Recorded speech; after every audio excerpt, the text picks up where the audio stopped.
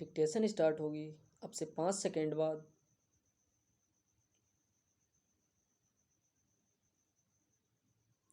Start.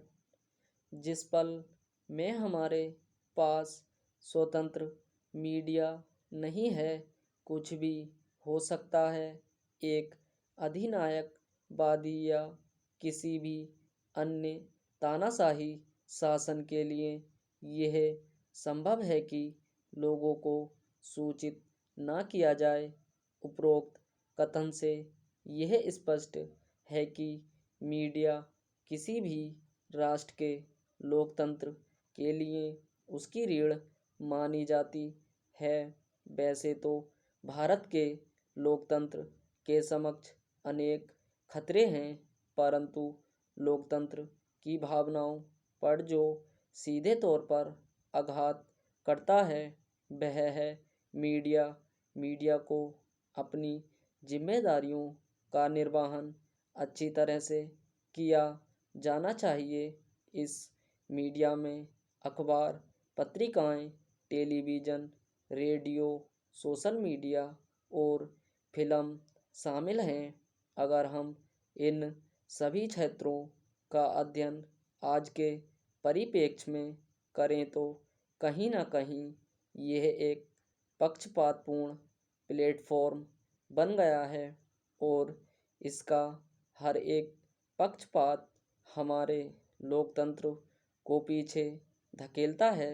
Media को लोकतंत्र के चौथे स्तंभ के रूप में जाना जाता है और अगर यह स्वतंत्र रूप से बिना किसी भेदभाव के काम ना करे तो इससे लोकतंत्र की नींव कमजोर पड़ जाती है।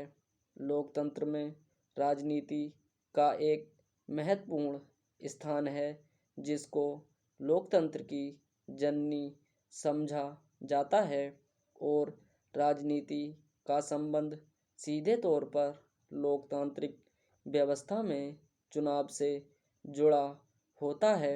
भारत एक विशाल जनसंख्या वाला देश है जिसमें सभी राजनीतिक दलों के मुद्दे एवं उनके कार्यों को मीडिया के माध्यम से ही लोगों तक पहुंचाया जाता है और अगर मीडिया इस कार्य में अपनी भूमिका स्वतंत्र रूप से ना निभाए तो कहीं ना कहीं जनता के साथ पक्षपात होगा, जिससे वे चुनाव में निष्पक्ष होकर अपने मतदान का प्रयोग एक अच्छे राजनीतिक दल को नहीं कर सकते। क्योंकि आज के समय में अधिकतर मीडिया राजनीतिक दलों की चाटुकारिता की भूमिका में नज़र आती है। पक्षपाती मीडिया या पत्रकार सत्ताधारी सत्ता को बना कदम और निर्णय को सही दर्शाता है और कभी भी उनके गलत कार्यों की आलोचना नहीं करता। इससे लोकतंत्र या देश को नुकसान होता है क्योंकि आलोचना ही लोकतंत्र की रीढ़ है। आलोचना सरकार को सही रास्ते पर बनाए रखती है। इसीलिए मीडिया की भूमिका महत्वपूर्ण हो जाती है। कई बार मीडिया चुनावों को भी प्रभावित कर देती है।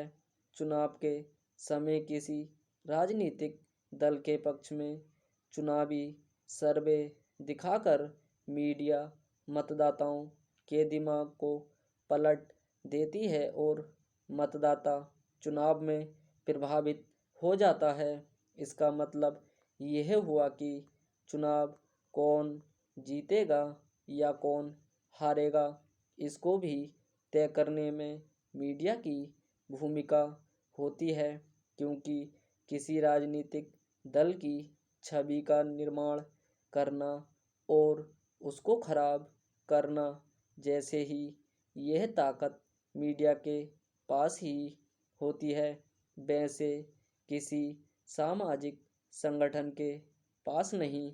इसीलिए सभी राजनीतिक दल मीडिया को अपने पक्ष में झुकाने के लिए प्रयत्नशील हो रहते हैं। अगर मीडिया सत्ता पक्ष में आकर उसी के कार्यों का गुणगान करने लगे तो स्टॉप